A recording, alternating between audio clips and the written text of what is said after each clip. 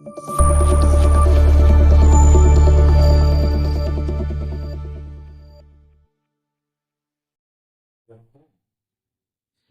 నమః. ఈ వేదగాయత్రి జ్యోతిష వేదికకు స్వాగతం, సుస్వాగతం. సో మన వేదిక ద్వారా అనేక జ్యోతిషపరమైన అంశాలను మనం గతంలో చర్చించాము. సో అవన్నీ కూడా చాలా వరకు మంచి ప్రేక్షక ఆదరణ పొందుతున్నాయి. అందరూ కూడా ఆ యొక్క అంశాలని చాలా జాగ్రత్తగా పరిశీలిస్తున్నారు. దానికి సంబంధించినటువంటి కామెంట్స్ కూడా వాళ్ళు రిప్లై రూపంలో ఇవ్వడం జరుగుతుంటుంది. సో ఇది చాలా సంతోషకరమైనటువంటి విషయం. సో మీ యొక్క అభిమానానికి, మీ యొక్క రెస్పాన్స్కు హృదయపూర్వకమైనటువంటి ధన్యవాదాలు తెలియజేస్తున్నాను. సో ఇక్కడ జ్యోతిష్ శాస్త్రం అనేది ఒక జీవితానికి వెలుగును చూపించే అంశంగా మనం చెప్పుకుంటాం. ఇది ఏ అంశంలో అయినప్పుడు కూడా మన లైఫ్లో ఉన్న ప్రతి ఈవెంట్ను కూడా జ్యోతిష్ శాస్త్రాన్ని బేస్గా చేసుకొని మనం ఇక్కడ రిఫ్లెక్ట్ చేసుకోవచ్చు. అది భవిష్యత్తులో జరగబోయేది కానీ, గతంలో జరిగింది కానీ, లేదా ఒక ఇన్సిడెంట్ అనేది జరిగినటువంటి సందర్భాన్ని బేస్గా చేసుకొని ఆ ఇన్సిడెంట్ జరిగిన సమయాన్ని ప్రామాణికంగా తీసుకొని కూడా పొరారీ చార్ట్, ప్రశ్న జాతకం ద్వారా కూడా దాన్ని మనం ఇక్కడ ఈవెంట్స్ని తెలుసుకోవచ్చు. సో ఇంత వైబిలిటీ ఉన్నటువంటి శాస్త్రం ఏంటంటే జ్యోతిష్ శాస్త్రం. మహానుభావులు పరాశర మహర్షి లాంటి అనేక ఉద్దండ పండితులు మనకి యొక్క శాస్త్రాన్ని అందించారు. ఎన్నో కోణాలు ఉన్నాయి దాంట్లో. మనకు తెలిసినవి కొన్ని, ఇంకా తెలుసుకోవాల్సింది చాలా ఉన్నాయి. సో అది ఒక మహాసముద్రం. అందులో ఎన్నో అంశాలని ఇమిడి ఉన్నాయి. జీవితానికి సంబంధించినటువంటి ప్రతి అంశాన్ని కూడా దాంట్లో ఇన్వాల్వ్ చేశారు మన యొక్క జ్యోతిష పరాశర మహర్షులు, ఉద్దండ పండితులందరూ కూడా.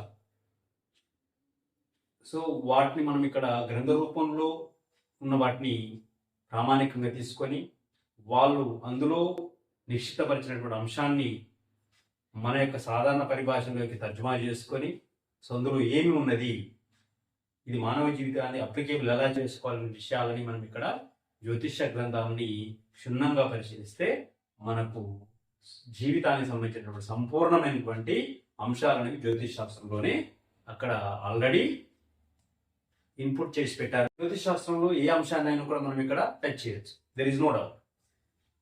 సో కాబట్టి ఇక్కడ మనము గతంలో నేను వివాహానికి సంబంధించినటువంటి అబ్స్ట్రాక్టివ్స్ ఏంటి, వివాహం ఎందుకు లేట్ అవుతుంది, కాలత్రవ్యయం ఎందుకు జరుగుతుంది అనే అంశాలను కూడా నేను ఈ వేదిక ద్వారానే మీ ముందుకు తీసుకొచ్చాను. సో అదేవిధంగా ఇప్పుడు గతంలో వివాహం చేసుకోవడానికి కావాల్సినటువంటి మ్యారేజ్ మ్యాచింగ్స్, వివాహ పొందనకు సంబంధించినటువంటి కొన్ని బేసిక్ స్పాన్స్ కూడా నేను గతంలో చర్చించాను. సో అదే పరంపరలో ఈరోజు మనము ఒక కొత్త కాన్సెప్ట్ తోటి మేము ముందుకు రావడం జరిగినది. అదేంటిదంటే కాబోయే యొక్క భర్త జన్మ నక్షత్రం తెలుసుకోవడం ఎలా. అయితే యాక్చువల్గా ఇది గ్రంథాలలో డైరెక్ట్గా లేదు, కానీ ఆ గ్రంథాల్లో ఉన్నటువంటి ఇన్ఫర్మేషన్ని బేస్గా చేసుకొని సో దానిని ఆ యొక్క ఇన్ఫర్మేషన్ మనము ఈ అంశాన్ని కనుగొనడానికి మనకేమైనా సపోర్ట్ చేస్తున్నాను కోణంలో దాన్ని రీసెర్చ్ చేసినప్పుడు సో అది అబ్సల్యూట్గా మనకు అది అంశం అనేది మీట్ అయ్యేది. అంటే అక్కడ కంజెక్షన్ అనేది వచ్చేసింది. అంటే ఇక్కడ ఏంటంటే కాన్సెప్ట్ ఏంటంటే సో వివాహం పొందడంలో మనం ఇక్కడ ఇద్దరికి సరిపోతుందా లేదా అని ఇద్దరు జాతకాలను తీసుకొని చూస్తాం. That is one of the aspect. అయితే ఇక్కడ మనకు ఒక వ్యక్తి యొక్క జాతకాన్ని తీసుకొని, అబ్బాయిది కానీ అమ్మాయిది కానీ తీసుకొని, అమ్మాయికి అయితే ఆ యొక్క కాబోయే భర్త యొక్క జన్మ నక్షత్రం ఏందో మనం ఇక్కడ ముందుగానే తెలుసుకోవచ్చు. అబ్బాయి జాతకాన్ని తీసుకొని ఆ వచ్చేటటువంటి భార్య యొక్క జన్మ నక్షత్రం ఏందో కూడా మనం తెలుసుకోవచ్చు. అంత వేయబిలిటీ అనేది జ్యోతిష్ శాస్త్రంలో ఉన్నది. సో కాబట్టి ఈరోజు మనం తీసుకోబోయేటువంటి టాపిక్ ఏంటంటే కాబోయేటువంటి భర్త యొక్క జన్మ నక్షత్రాన్ని ఒక స్త్రీ జాతకం ద్వారా ఎలా తెలుసుకోవచ్చు. ఒక స్త్రీ జాతకాన్ని తీసుకొని ఆమె date of birth, time of birth అనేది తీసుకొని సో దాన్ని బేస్గా చేసుకొని ఆ గ్రహ కుండలి బేస్గా చేసుకొని ఆమెకు కాబోయే భర్త యొక్క జన్మ నక్షత్రం తెలుసుకోవచ్చా అంటే జ్యోతిష్ శాస్త్ర ప్రకారం ఖచ్చితంగా 100కు 100% తెలుసుకోవచ్చు.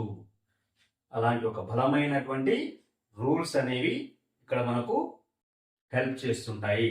ఏంటి అవి అని మనం ఈరోజు ఆ అంశాన్ని తెలుసుకున్నాం. కాబట్టి కాబోయేటటువంటి భర్త యొక్క జన్మ నక్షత్రాన్ని ఒక స్త్రీ జాతకాన్ని బేస్గా చేసుకుని ఏ విధంగా తెలుసుకోవచ్చు అనే విషయాన్ని మనం ఇక్కడ చూద్దాం.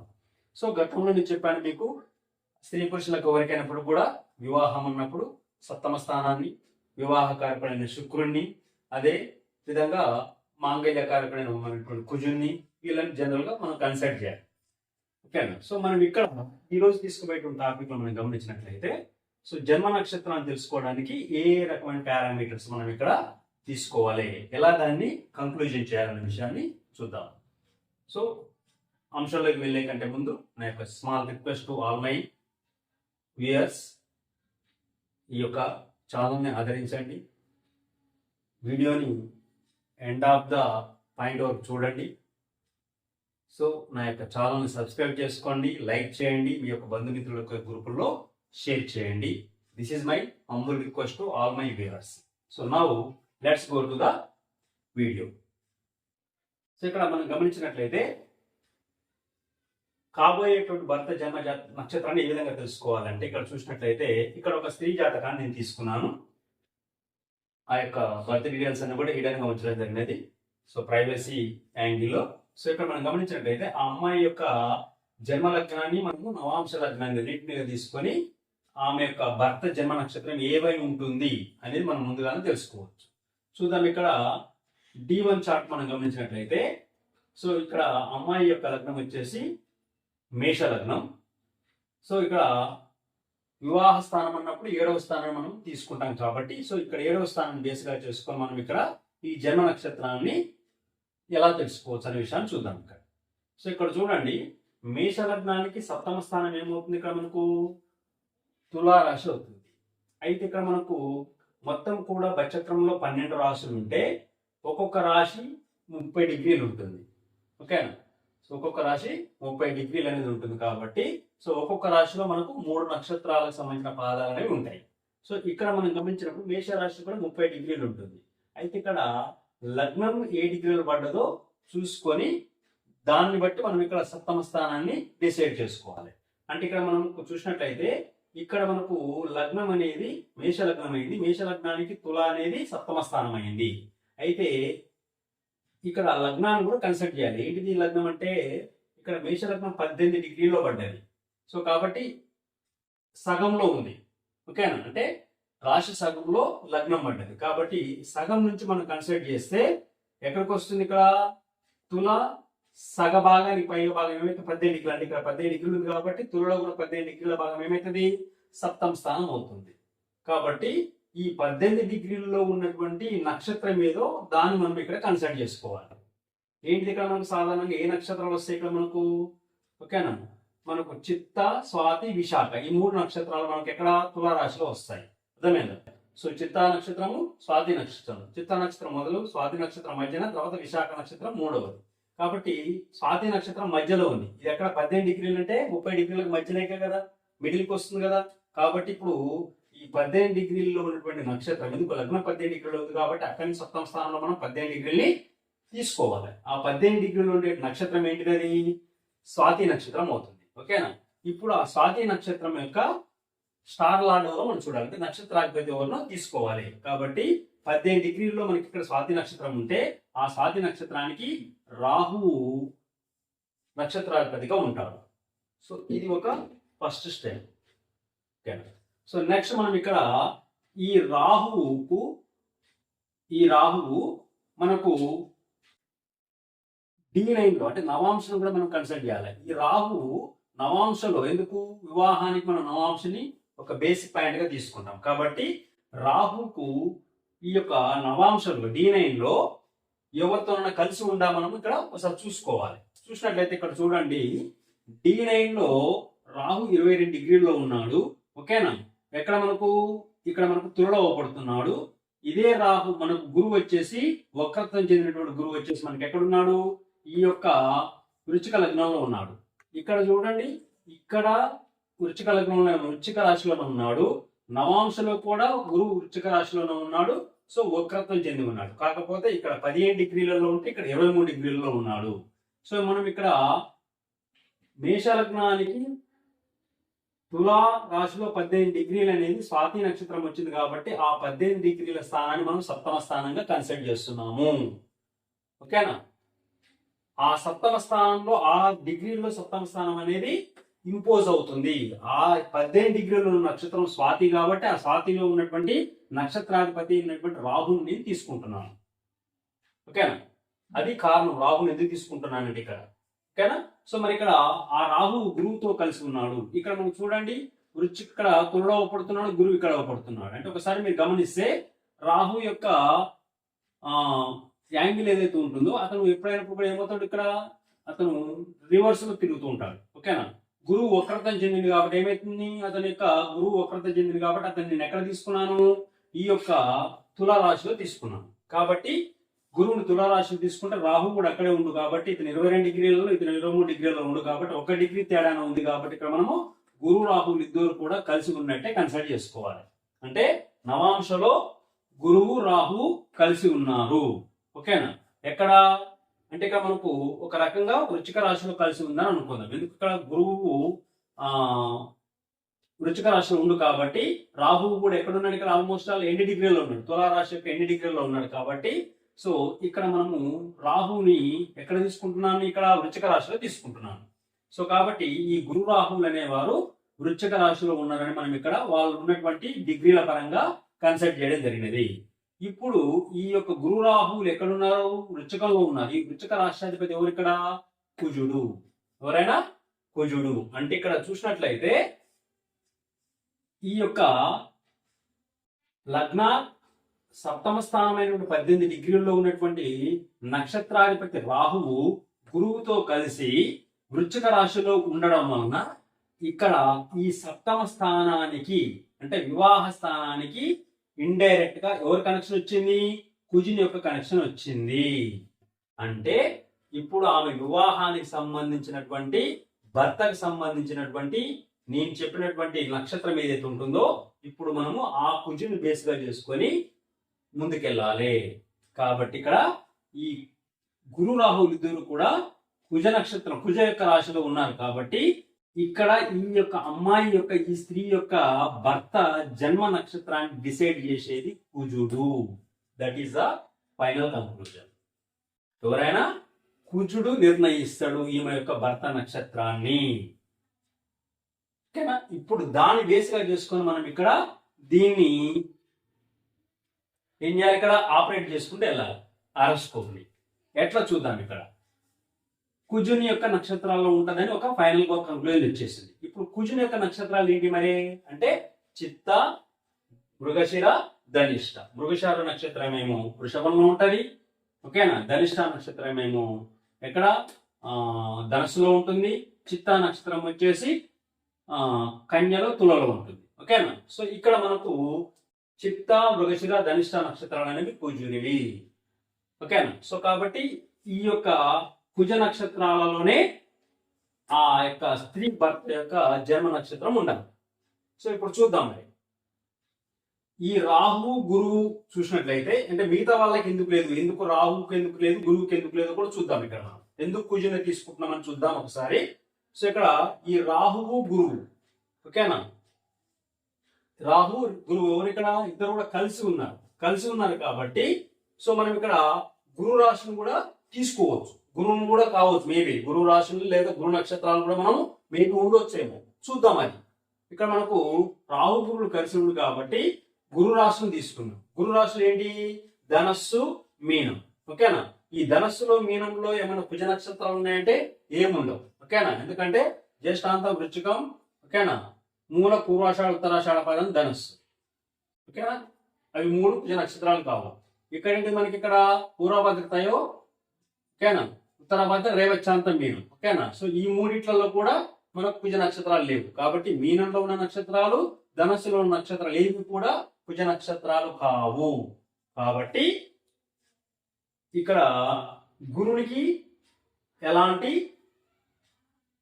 సంబంధం లేదు ఈ యొక్క నక్షత్రాన్ని నిర్ణయించడంలో. ఎందుకు? కుజ నక్షత్రం అయి ఉండాలని చెప్పారు కాబట్టి ఈ యొక్క మీనరాశి ధనస్సు మీనరాశి రెండింటిలో కూడా కుజ నక్షత్రాలు ఏవి లేవు కాబట్టి సో కుజుని మనము వదిలేసేయాలి. ఓకేనా? కుజుని మనం గురుని మనం వదిలేసేయాలి. ఇక్కడ మనకు గురు రాశి రెండింటిలో కూడా కుజ నక్షత్రాలు లేవు కాబట్టి సో గురుని మనం పక్క పెట్టేసేయాలి. ఓకేనా? మరి ఇక్కడ రాహుని చూద్దాం. గురు రాహులు ఇద్దరు కలిసి ఉన్నారు. గురువుకు సంబంధం లేదని మనం ఆల్రెడీ డిసైడ్ చేసాం. మరి రాహుకి ఏమైనా సంబంధం ఉందా చూస్తే రాహుని ఏమైనా ఎక్స్పెక్ట్ చేస్తున్న గ్రహాలు ఏమైనా ఉన్నాయనంటే ఏమి గ్రహాలు లేవు. ఓకేనా? రాహుని ఏమైనా గ్రహాలు ఎక్స్పెక్ట్ చేస్తున్నాయంటే ఏమి కూడా వీక్షిస్తలేవు. ఓకేనా? కానీ నవాంశలు, ఓకేనా, నవాంశలు మనం గమనించినప్పుడు రాహు ఎక్కడున్నాయని చెప్పాను, ఇక్కడ తులలో ఉన్నాడు. ఓకేనా? సో ఈ తులలో ఉన్నటువంటి రాహువుకు త్రికోణ స్థితిలో అంటే ఇక్కడ నుంచి ఇక్కడ మనకి మనం ఆల్రెడీ 22 డిగ్రీలకు వచ్చింది కాబట్టి సో ఇందులో కన్సిడర్ చేస్తున్నామని చెప్పాను కదా. ఎక్కడ మనకు వృచ్చికంలో తీసుకుంటున్నామని చెప్పాను రాహుని. కాబట్టి ఇక్కడ నుంచి మనకు చూసినట్లయితే 7, 8, 9. ఓకేనా? అంటే రాహువుని మనం ఇక్కడ నవాంశలో వృచ్చికంలో ఉన్నాడని భావించినట్లయితే డిగ్రీల పరంగా అక్కడి నుంచి 9వ స్థానం ఏమవుతుంది? కర్కాటకం అవుతుంది. అంటే ఈ యొక్క రాహువు నుంచి 9వ స్థానంలో ఏ గ్రహాలు ఉన్నాయి? కోణ స్థానంలో రవి శుక్ర గ్రహాలు ఉన్నాయి. ఓకేనా? సో కాబట్టి రాహుని వీక్షిస్తున్న గ్రహాలు ఏవీ లేవు, కానీ రాహువుకు త్రికోణ స్థితిలో 2 గ్రహాలు అయితే ఉన్నాయి. కాబట్టి ఏదైనా ఒక గ్రహానికి త్రికోణంలో ఉన్న గ్రహాలు అనేవి కొంత అడ్వాంటేజ్ కూడా మనకు జరుగుతుంటుంది. కాబట్టి ఆ కోణంలో మనం గమనించినప్పుడు ఈ యొక్క D9 లో రాహు త్రికోణ స్థితిలో ఉన్న గ్రహాలను మనం ఒకసారి కన్సిడర్ చేద్దాం, చూద్దాం దానివల్ల ఏమైనా మనకు వర్కౌట్ అవుతుంది. ఎవరున్నారు ఇక్కడ? రవి శుక్రులు ఇద్దరు కూడా ఉన్నారు. ఓకేనా? సో ఈ యొక్క రవి శుక్రులు వీరు ఏమైనా భర్త యొక్క జన్మ నక్షత్రాన్ని డిసైడ్ చేసేటువంటి అవకాశం, ఆ పాసిబిలిటీ వీళ్ళకి ఏమైనా ఉందా? రాశి పరంగా ఆ భర్త యొక్క నక్షత్రాన్ని కానీ లేదా యొక్క భర్త యొక్క రాశిని కానీ డిసైడ్ చేయడంలో వీళ్ళ యొక్క సపోర్ట్, వీళ్ళ యొక్క హెల్ప్ ఏమైనా ఉందా అనే విషయం మనం ఇక్కడ చూద్దాం. సో ఇక్కడ మనం గమనించినట్లయితే ఇంతకుముందు మనం గురు రాశులు ఏ విధంగా తీసుకున్నామో ఇప్పుడు రవి రాశులు శుక్ర రాశులు కూడా తీసుకోవాలి. ఓకేనా? సో ఇంతకుముందు గురు రాశులు తీసుకున్నాం కాబట్టి గురు రాశులలో ఎక్కడ కూడా కుజ నక్షత్రాలు లేవు కాబట్టి వదిలేసి, ఓకేనా, గురువుకు సంబంధం లేదని డిసైడ్ చేసాం. ఇప్పుడు రవి శుక్రులు ఇచ్చారు ఇక్కడ మనం. ఓకేనా? సో మరి ఇప్పుడు రవి రాశులు ఏంటి? మనకి ఇక్కడ ఒకటే రాశి ఉంది రవి. ఏంటిది? సింహం. ఓకేనా? సింహంలో ఉన్న నక్షత్రాలు ఏంటి? మఘా నక్షత్రం, పుబ్బా నక్షత్రం, ఉత్తర నక్షత్రం. ఒకటి కేతువుది, ఒకటి శుక్రువుది, ఒకటి రవి. మనకు కావాల్సింది ఏంటి? కుజ నక్షత్రం. కుజ నక్షత్రం అనేది రవి రాశిలో సింహంలో లేదు కాబట్టి రవిని కూడా వదిలిపెడదాం. రవి యొక్క రాశిని వదిలిపెట్టాలి, రవికి సంబంధించిన నక్షత్రాలను వదిలిపెట్టాలి. కాబట్టి భర్త జన్మ నక్షత్రానికి జన్మ రాశికి రవి యొక్క రాశితో గాని రవి యొక్క నక్షత్రంతో గాని సంబంధం లేదు. ఎందుకు? ఈ యొక్క సింహంలో కుజ నక్షత్రం ఏది కూడా లేదు కాబట్టి. రైట్. ఇప్పుడు మరి రెండవ గ్రహం ఏంటి? ఇక్కడ శుక్రుడు ఉన్నాడు రాహుకు కోణస్థితిలో రవితో పాటు. మరి శుక్రుడిని చూద్దాం ఒకసారి. శుక్రుడికి ఎన్ని రాశులు ఉన్నాయి? 2 ఉన్నాయి. ఒకటి వృషభము, రెండోది తుల. సో మనం వృషభం చూసినట్టయితే వృషభంలో ఏవే నక్షత్రాలు ఉంటాయి? కృత్తిక, రోహిణి, మృగశిర నక్షత్రం ఉంటాయి. ఓకేనా? తులలో వచ్చినప్పుడు చిత్త, స్వాతి, విశాఖ నక్షత్రం ఉంటాయి. సో ఇందులో మనం గమనించినట్లయితే ఈ యొక్క కృత్తిక, రోహిణి, మృగశిర నక్షత్రంలో మృగశిర కుజునికి సంబంధించింది. అదేవిధంగా తులలో చిత్త, స్వాతి, విశాఖ 3 రాశులలో 3 నక్షత్రాలలో చిత్తా నక్షత్రంలో కుజునికి సంబంధించింది. అంటే ఇప్పుడు మనకు రాహువుకు త్రికోణ స్థితిలో ఉన్నటువంటి రవి శుక్రుల యొక్క రాశులు మనం పరిశీలనలో తీసుకున్నప్పుడు రవి రాశి అయినటువంటి సింహంలో కుజ నక్షత్రాలు ఏవి లేవు కాబట్టి దాన్ని పక్క పెట్టేశాం. శుక్రుడిని తీసుకుంటే శుక్రుడికి 2 ఉన్నాయి. ఆ 2 కూడా కుజ నక్షత్రాలు ఉన్నాయి. వృషభంలోనేమో మృగశిర నక్షత్రం ఉంటే కుజునికి సంబంధించింది, తులలోనేమో ఏముంది మనకి ఇక్కడ? చిత్తా నక్షత్రం ఉంది. ఓకేనా? మరి ఇప్పుడు ఈ 2 ఏది మరి? ఒకటే రాశి ఉంటుంది కదా, ఒకటే నక్షత్రం ఉంటుంది కదా. 2 రాశులు 2 నక్షత్రాలు అయితే మనం చేయలేం కదా. మరి ఇప్పుడు 2 వచ్చినాయి ఇక్కడ కుజునికి. మరి ఇందులో ఫైనల్ ఏం చేయాలి మనం? అంటే ఫైనల్ ఏంది మనకి ఇక్కడ? ఒక రకం చూస్తే మనకి ఇండికేషన్ ఏమవుతుంది? సో కుజుడు అనేవాడు ఈమె యొక్క జన్మ నక్షత్రాన్ని, భర్త యొక్క జన్మ నక్షత్రాన్ని డిసైడ్ చేసేటువంటి వెయిటేజ్ అనేది ఎవరికి ఉంది? ఇక్కడ కుజునికి ఉంది. మరి కుజునికి ఇప్పుడు 2 నక్షత్రాలు ఉన్నాయి. ఓకేనా? మరి ఇందులో మనం ఏది ఫైనల్ చేయాలి అంటే ఇప్పుడు మనం చూద్దాం. ఇక్కడ ఒకసారి గమనిద్దాం. ఒకసారి D1 చార్ట్ తీస్తే జీవన్ D1 చార్ట్ లో, జన్మలగ్న చార్ట్ లో శుక్రుడు ఎక్కడ ఉన్నాడు? తన యొక్క స్వక్షేత్రంలో ఉన్నాడు. అర్థమైంది? అంటే ఇది కూడా అతని రాశి, కానీ తను ఉన్న రాశిని మనం ఇక్కడ ఎక్కువ ప్రయారిటీ ఇవ్వాలి. ఎందుకంటే శుక్రుడు స్వక్షేత్రం కాబట్టి, సో దానికి ప్రయారిటీ ఇద్దాం మనం. ఎందుకంటే ఇక్కడ కూడా కుజ నక్షత్రం ఉంది, ఇక్కడ కుజ నక్షత్రం ఉంది, కానీ శుక్రుడు ఎక్కడైతే ఉన్నాడో అక్కడ ఇంకా బలం ఎక్కువ ఉంటుంది కాబట్టి, సో ఆ రాశిని నేను ఏం చేశాను, ప్రైమరీగా తీసుకున్నాను. కాబట్టి ఇప్పుడు మన కంక్లూజన్ ఏంటి? మనకి ఇక్కడ కాంట్రవర్సీ వచ్చింది. ఇది ఇక్కడ నక్షత్రం తీసుకోవాలన్నా, ఇక్కడ నక్షత్రం తీసుకోవాలన్నా, అంటే మృగశిర నక్షత్రం తీసుకోవాలన్నా, చిత్త నక్షత్రం తీసుకోవాలన్నా అన్నప్పుడు, సో ఈ యొక్క మృగశిర నక్షత్రం అయినప్పుడు వృషభంలోనే శుక్రుడు D1 చార్ట్ లో ఉన్నాడు కాబట్టి, సో ఇక్కడ వెయిటేజ్ అనేది ఎక్కువగా ఉంది దీనికన్నా. కాబట్టి నేనేం చేశానంటే ఈ యొక్క వృషభంలో ఉన్నటువంటి కుజ నక్షత్రాన్ని తీసుకున్నాను, మృగశిర నక్షత్రాన్ని తీసుకున్నాను. ఓకేనా? సో అప్పుడు ఏమవుతుంది మనకి ఇక్కడ, ఈ వృషభంలో ఉన్నటువంటి మృగశిర నక్షత్రం ఏంటిది మనకి ఇక్కడ? కుజుని యొక్క నక్షత్రం.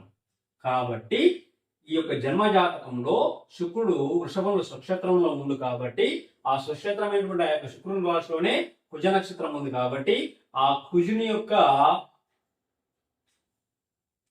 రాశికి ఈ యొక్క లగ్నాత్ 18 డిగ్రీలలో స్థితి పొందినటువంటి యొక్క సప్తమాధిపతి ఉన్నటువంటి నక్షత్రాధిపతి ఇక్కడ రాహువు D9 లో ఇక్కడ కుజుని యొక్క రాశి వృశ్చికంలో ఉన్నాడు కాబట్టి గురువుతో కలిసి ఇక్కడ ఈ జన్మ నక్షత్రాన్ని డిసైడ్ చేసేటటువంటి వెయిటేజ్ అనేది కుజునికి వచ్చింది. కాబట్టి ఆ కుజుని యొక్క నక్షత్రాలు ఇక్కడ ఉన్నాయి.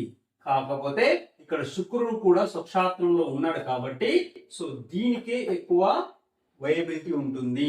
భర్త యొక్క నక్షత్రాన్ని డిసైడ్ చేయడంలో వృషభ రాశిలో ఉన్న నక్షత్రాలకే ఎక్కువ అవకాశం ఉంటుంది. ఎందుకంటే శుక్రుడు జన్మ జాతకంలో ఆ వృషభంలోని స్వక్షేత్రంలోనే స్థితి పొంది ఉన్నాడు కాబట్టి, ఆ రకంగా చూసినప్పుడు ఇప్పుడు మనకు ఆ యొక్క వృషభంలో ఉన్నటువంటి కుజ నక్షత్రం ఏంటిది? మరే మృగశిర నక్షత్రము. కాబట్టి దీన్ని బట్టి ఏం డిసైడ్ చేయొచ్చు? What is the final conclusion?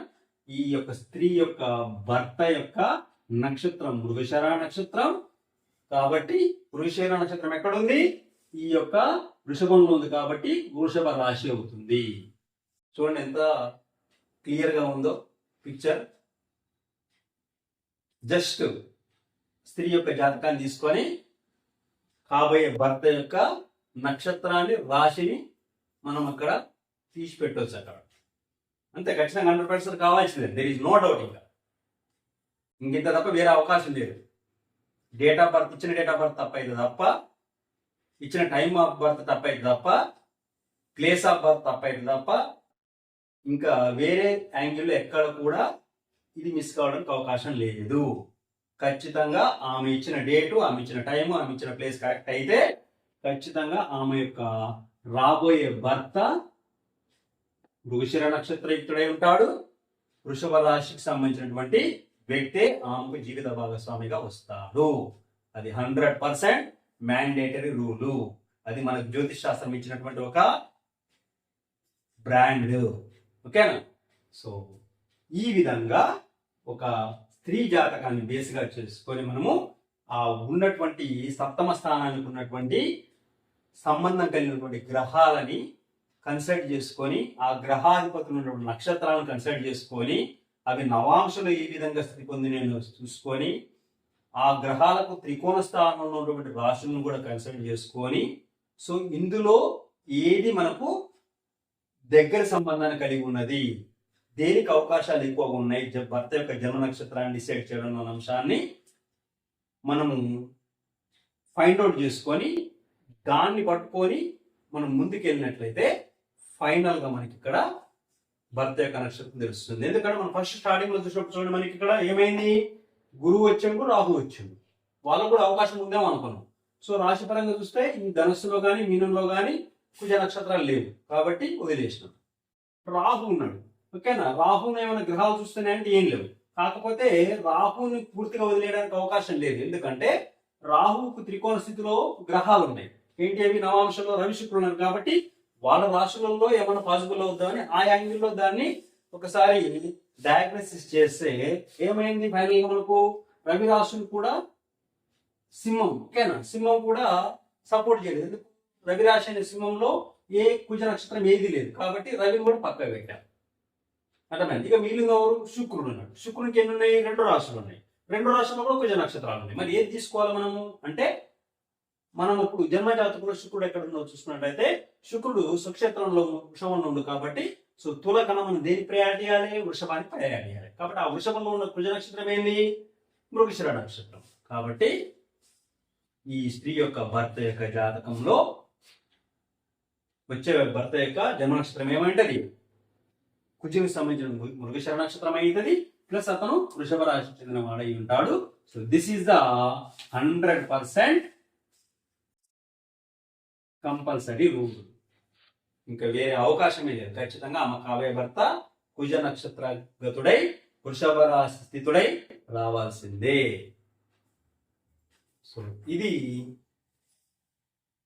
జన్మ జాతకాన్ని బేస్గా చేసుకొని మనము ఒక స్త్రీ యొక్క కాబోయే భర్త నక్షత్రాన్ని రాశిని తెలుసుకోవచ్చు. అదేవిధంగా పురుషుని జాతకాన్ని తీసుకొని రాబోయేటువంటి భార్య యొక్క నక్షత్రాన్ని రాశిని కూడా తెలుసుకోవచ్చు. అలాంటి పారామీటర్స్, అలాంటి సూత్రాలు, నియమాలు అనేవి మనకు పూర్వీకులు గ్రంథాలలో నిగూఢంగా నిశ్చిత చేసి ఉన్నారు. వాటిని వెలికి తీసి చూస్తే మనం ఈజీగా దాన్ని ఫైండ్ అవుట్ చేయొచ్చు.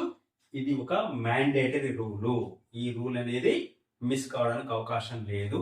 సో ఈ విధానం ద్వారా మనము కాబోయేటటువంటి భర్త యొక్క నక్షత్రాన్ని కానీ లేదా భార్య యొక్క నక్షత్రాన్ని కానీ తెలుసుకోవచ్చు.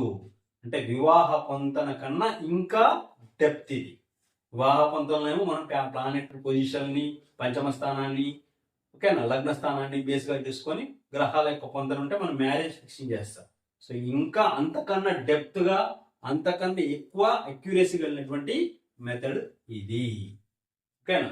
సో కాబట్టి ఇది తీసుకొని మనం ఇక్కడ చేసినట్లయితే ఎవరైతే సంబంధాలు వచ్చినప్పుడు కుజ నక్షత్రం కలిగినటువంటి వ్యక్తులు వస్తారో ఆ వ్యక్తిని మనం ఈమెకు అటాచ్ చేయొచ్చు. అంటే వివాహ పొంతను కూడా మనం కొంచెం పక్కకు పెట్టేసి దీన్ని బేస్గా చేసుకొని ఈజీగా డిసైడ్ చేయొచ్చు. ఓకేనా. సో ఇది ఒక very very important concept in the astrology. So అందరు కూడా ఈ యొక్క వీడియోని జాగ్రత్తగా పరిశీలించండి, చూడండి, ఇందులో ఉన్నటువంటి అంశాలని అవగాహన చేసుకోండి. సో మీ యొక్క సంతానానికి అవసరం ఉన్న సందర్భంలో దీన్ని అప్లికేబుల్ చేసుకోండి. సో ఆ రకంగా మీరు సరైనటువంటి వ్యక్తిని మీ యొక్క సంతానానికి జీవిత భాగస్వామిగా నిర్ణయించండి. సో ఛానల్ వీక్షిస్తున్నటువంటి ప్రేక్షక మహాశయులందరికీ కూడా ధన్యవాదాలు.